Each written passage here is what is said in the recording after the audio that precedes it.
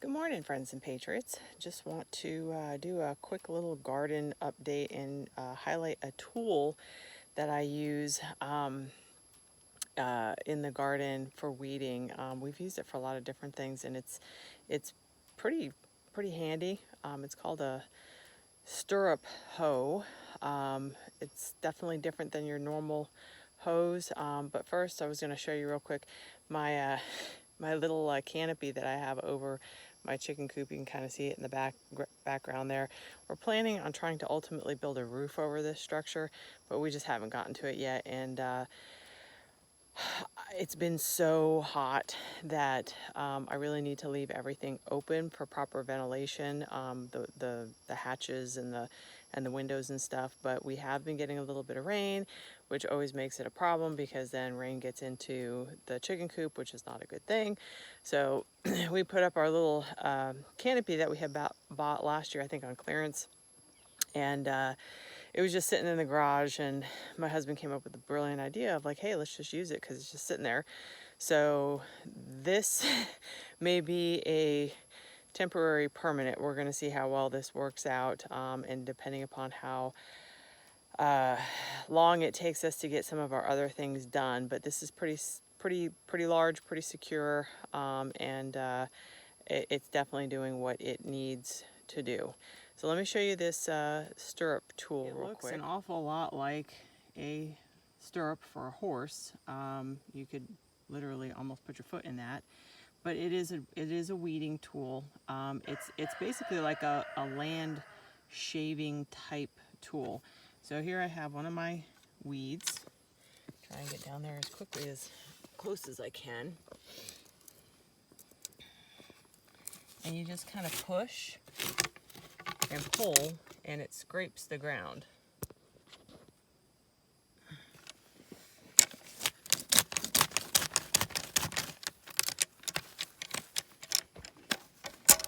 And see, it just basically, it cuts the root system.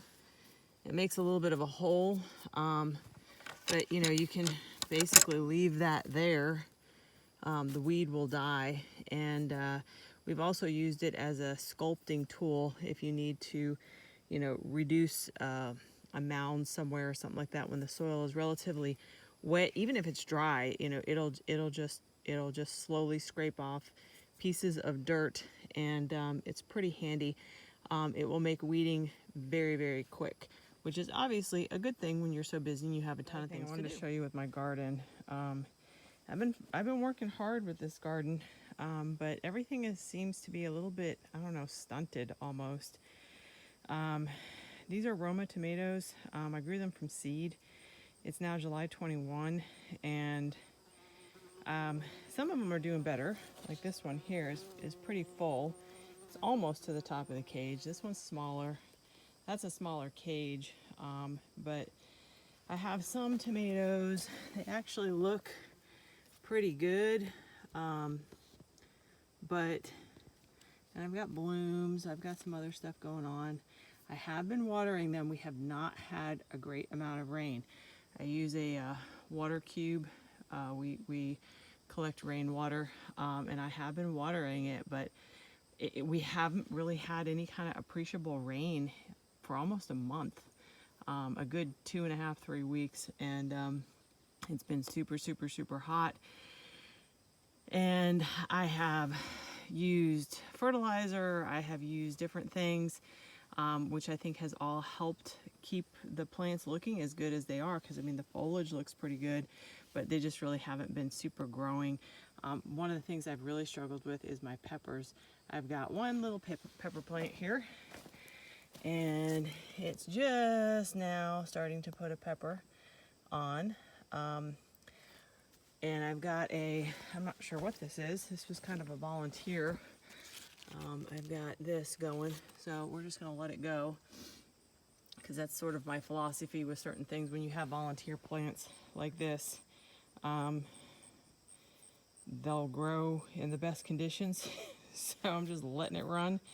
But the garden itself is not looking terribly bad, but it is, I would have thought, been doing better, producing more, but I guess maybe a combination of I'm still trying to build my soil here and the lack of rain. So, but some of the things, it's interesting. I'm in here every single day. We got like 0.3 of an inch of rain yesterday, and I can actually tell that the like overnight things grew. I can tell things are taller and bigger and in different places. So overall good. Maybe this will be the shot in the arm that it needs to kind of catch up a little bit. So anyway, let's show you some of the other stuff. I've got my pea plants here, my rattlesnake pole beans.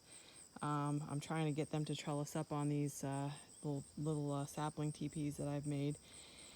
So I'm hoping, I know other people, theirs are way up here. This is actually a plant, a flowering plant that I planted a while ago, and it's taken off. But some of these other things are they're just taking a while. Hopefully it means that it will go, but it's just gonna be a little bit of a longer drawn out thing for me, which I'm okay with that as long as it produces. So anyway, that's what's going on in the garden. The bees are still keeping on. I got to keep an eye on them because, like I had told you, I had a swarm a couple weeks ago, and they're taking a brood break, and I got to make sure that I got a queen that comes back into the population there. If not, my hive will actually die out. So we don't want that.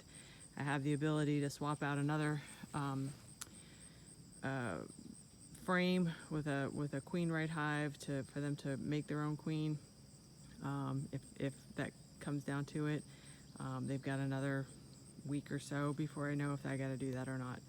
So anyway, hope it was helpful for you, and remember, you are the gold.